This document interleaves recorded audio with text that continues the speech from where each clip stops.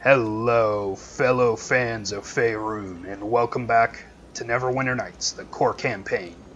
Last time, we took our steps into the second portion of this quest area in Burena's Well, and we are outside of a portal that should lead us to a wizard's lab. So, without further ado, we have killed all the cat people. Let's jump in.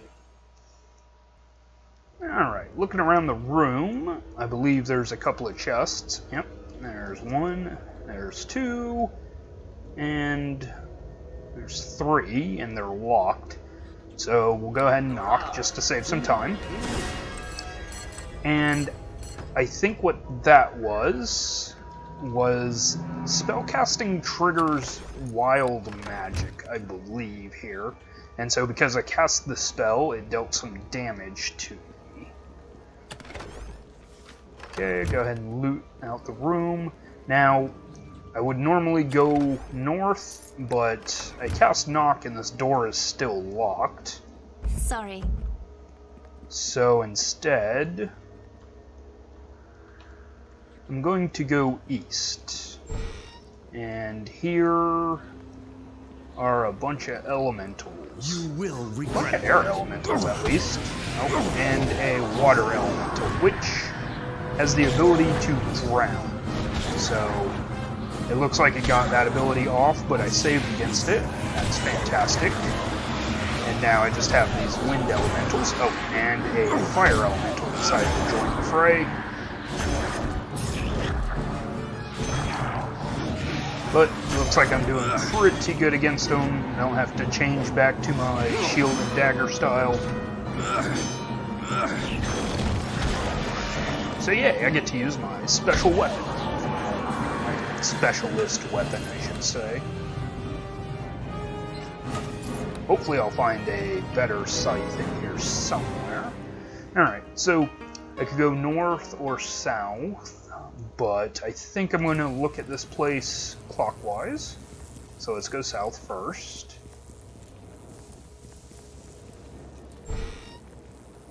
And there's a library with shadows. Shadows that I don't think can actually hurt me, they can just drain my strength. Now, with that being said, in Paper D&D, if your strength ever reaches 0, you are entirely unmovable. So, you become paralyzed. In this game, your strength can't be lowered below 3, no matter what. So, we're not really in a... No, there's a fire elemental. That is not what I needed to have happen to me right now. And because of the shadows, they are looking for my potions. Shadows are incorporeal, so I have a chance to hit them, but I'm just as likely to miss them. Okay. I have to lighten this load. So I got rid of the strength damage for the minute. Hopefully I can beat up on this fire elemental before I lose it all again. My steel will strike true. Ugh. Okay, I don't know where Sharwin has gotten off to, but we're gonna turn into this. Just because it's a +5 dagger, it gives me a better chance to hit. And I'm taking a lot of damage, so I'm gonna go ahead and drink a couple of little potions. Okay.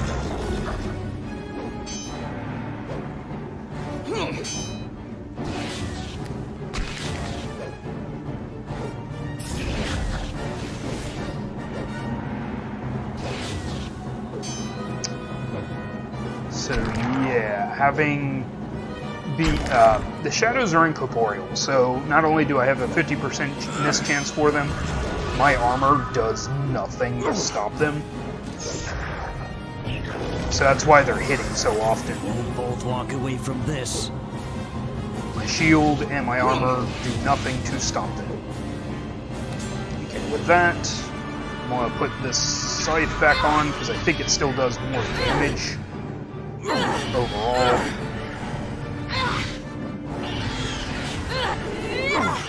Okay, there we go. And since they were focusing on me, Sharwin never had her strength reduced. I don't want to use restoration. I want lesser restoration. Restoration's good for if I lose levels, so I want to keep as many of those as I can. Nature of water summoning. I have a cultist journal that I need to read too, but nature of water summoning. This note appears to have been left by Cyril, the mage who created this dungeon. As I suspected, there are a number of natural pools in these underground chambers that can be easily converted into summoning cisterns. Once I have completed construction of my laboratory, summoning a powerful elemental to do my bidding should simply require the addition of a slatty tongue to the pool, along with the casting of Melf's acid arrow. Alright, so that's a hint on how to solve one of the puzzles in the area.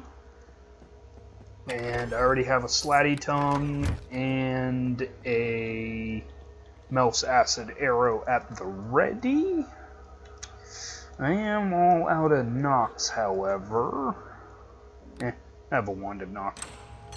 I could just let Sharwin start unlocking this stuff, but I think this is quicker, so I'm going to continue doing it the knock way. Alright, this leads over that way, I believe, and I think this is a room. It looks like a small dungeon. I guess it's also a room. Oh no, it's a hallway. A very trapped. Oh, yep. This dungeon just has a door to it. That's kind of strange. But there is a gentleman here, Nax, the thief who stole the snow globe. Let's talk to him. Hello. Ah, you there. Yes, you. Would you be so kind as to help me out? I seem to find myself a prisoner here. It's a rather delicate situation from which I cannot extract myself. Perhaps I could free you. Precisely what I was thinking, my good man. My name is Nax, a wizard whose grasp has somewhat exceeded his reach. I came to explore this ancient laboratory's long-lost secrets. Like you, I passed through the magical portal in the Coldwood. It's only possible way to enter this nefarious dungeon. However, I was caught unaware by a rather powerful ward placed again upon the portal itself. With a brilliant flash of light, the ward stripped me of my most powerful magic items, teleported them somewhere within this dungeon, and imprisoned me here in this inescapable cell. It is your good fortune that I arrived here first, and not you. Had you crossed through the portal before me, it would have been you who triggered the magical ward, and I would be the one on the other side of this wall. And would you help me? Oh goodness, no. I mean, yes.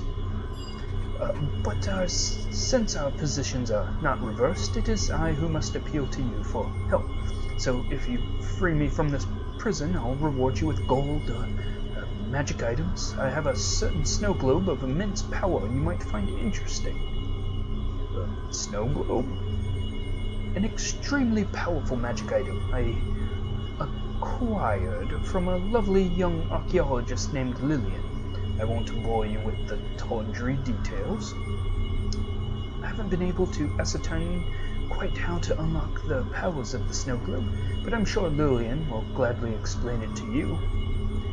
She'll probably give you a nice reward, too. I imagine she's most eager to reclaim her little prize. She's probably in the tavern at Buren as well, sulking over its disappearance, even now. Let me see the snow globe before I let you out. I'm afraid that's impossible. Quite impossible. The spell that imprisoned me here stripped me of all my magic items. But if you free me, I'm certain the spell will be broken and the globe will once more be in my possession, and then I will give it to you for rescuing me. Never fear, you will receive your reward once I have been freed.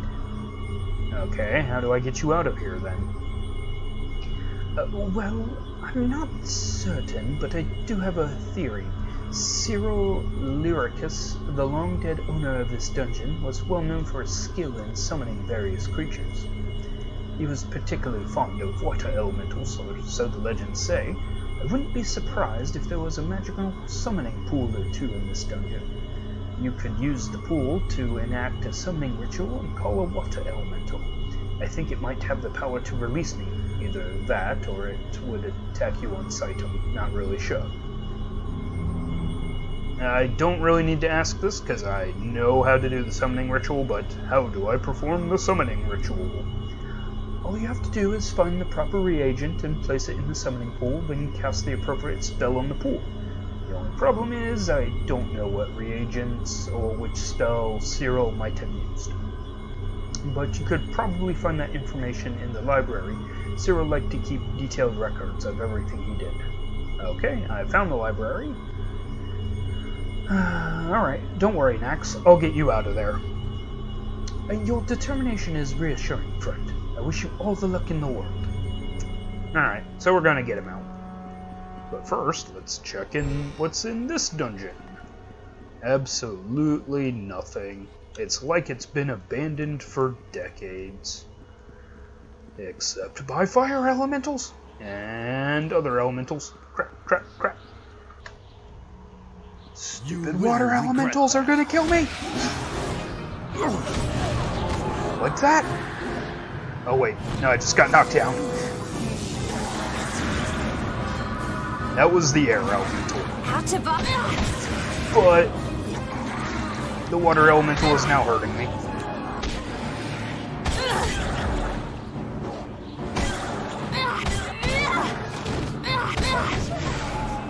Okay.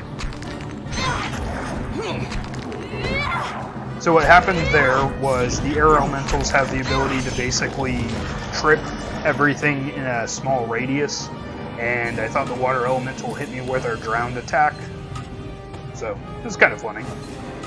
And then she just laid into me with her staff. Okay, so this brings us to the south door. And we'll come this way. Now, this huge fire elemental is protecting this bridge. And this is where all the fire elementals keep coming. So, if I remember correctly, I just bash it. Yeah. Actually, I think if I bashed the pedestals, it would have bashed, or it would have destroyed itself.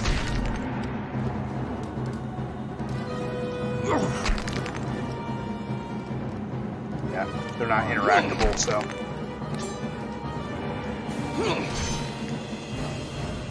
And I just don't want to have infinite fire elementals coming after me.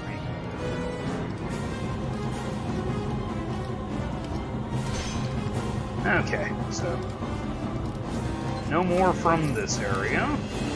And I'll try out busting the pedestals. There's a second one on the opposite end over here at the fire summoning chamber. I'll break that one by breaking the pedestals and seeing if that works.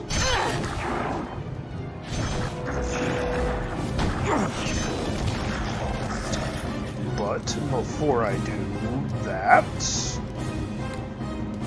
Hey, there's chests that I missed. And traps that need to be triggered.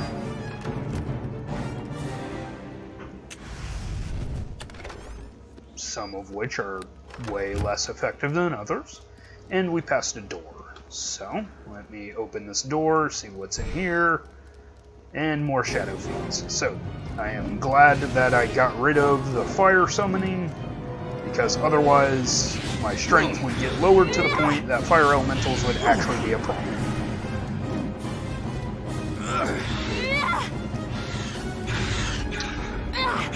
No, I do have a fireball. I forget if you guys are immune to fire or not.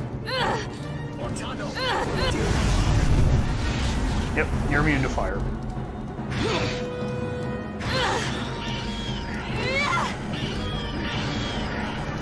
Okay. Well, here is the summoning portal. Let's see what else is in the room. Uthgar's Legacy. It's a silverback book, so it's basically worth 2 gold, and that's about it.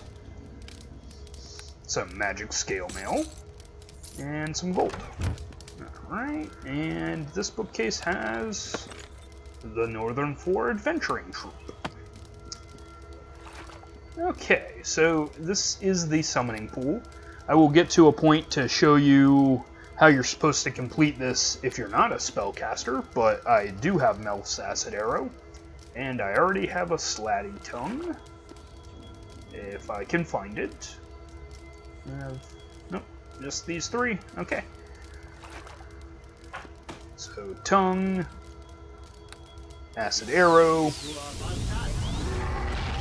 Okay, so now you have to be kind of careful here, because there is if you want to be good and release Nax from prison, there is a way you can totally screw him, but I'm a good guy, so I will be releasing him, or else he'll just die. So, Greater Water Elemental, let's talk. Ah, so another water elemental is summoned forth to this plane. Tell me, human creature, what would you have me do? I'm looking to free the enchanter Nax. Very well, if you wish it, this deed will be performed, and then I will absolve myself of your control. Yes, please go free Nax.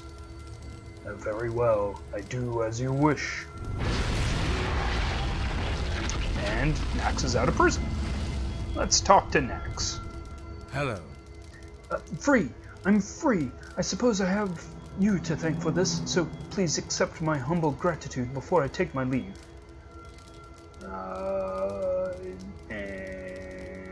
Freeze, Nax. Cough up the reward you promised.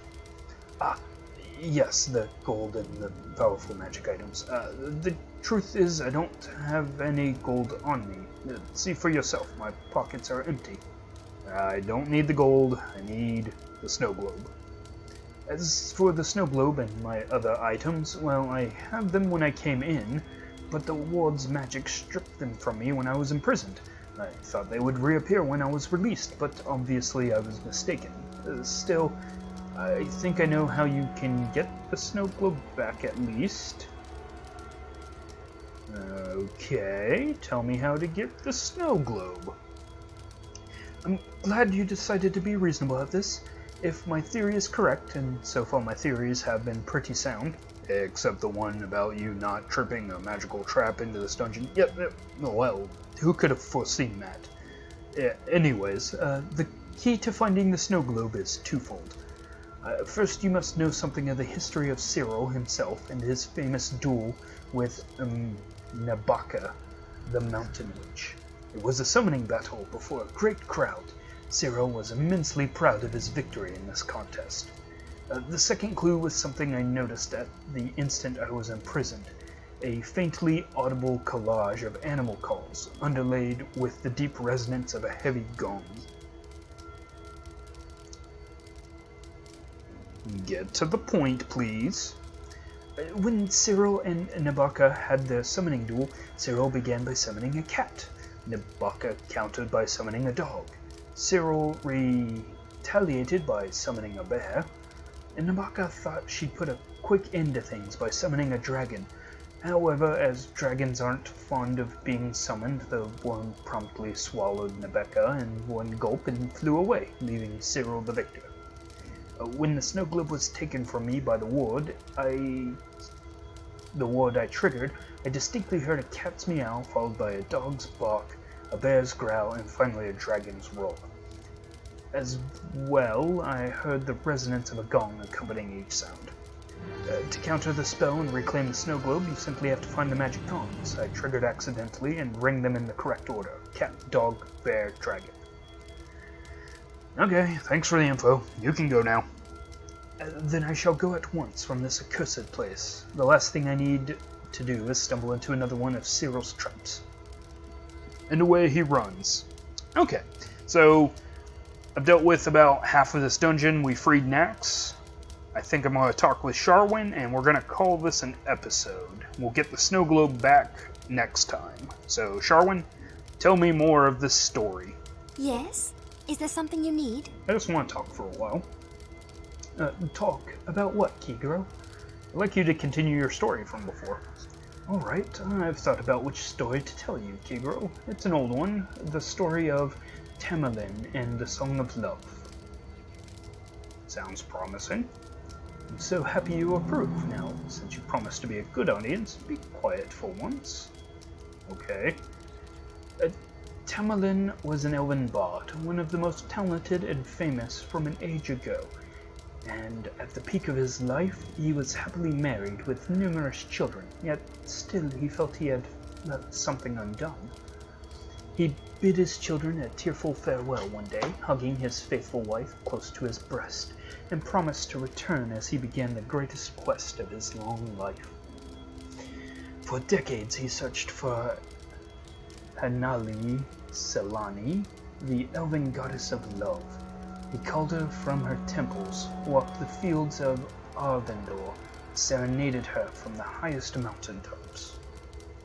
And just when he thought he could search no more, and his thoughts turned to his long-lost wife and children, Hanali came to him at long last. She was the most beautiful of elves, her eyes warm and clad in a gown of silver and gold. "Thou hast sought me out," she spoke, "and I have come. What dost thou desire of me?" Tamerlane was almost overcome by her beauty, but still he spoke. "Hanali Selani," he said, "also called Lady Goldheart, the winsome rose, the mother of sadness. I wish a boon. I desire to know the true meaning of love, so that I may write a song to stir the hearts of mortal and immortal alike. Would you grant me this boon?" The goddess thought on his offer and smiled. "I am the three who are one, child. Perform a task for each of us, and I shall know the true meaning of love, and be rewarded." Three who are one?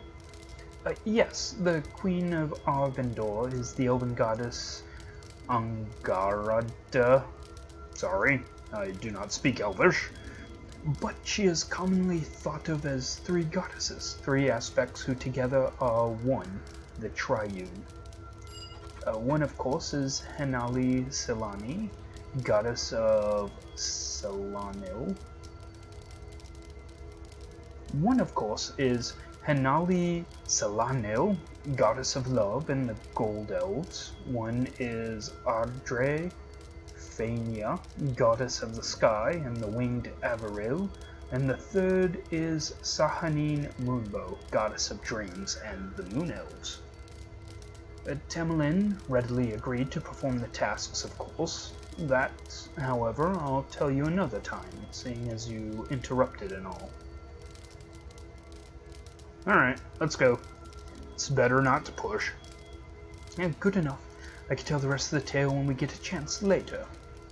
And with that, thank you for joining me, guys, and I'll see you next time on Kigro's Adventures in the Sword Coast.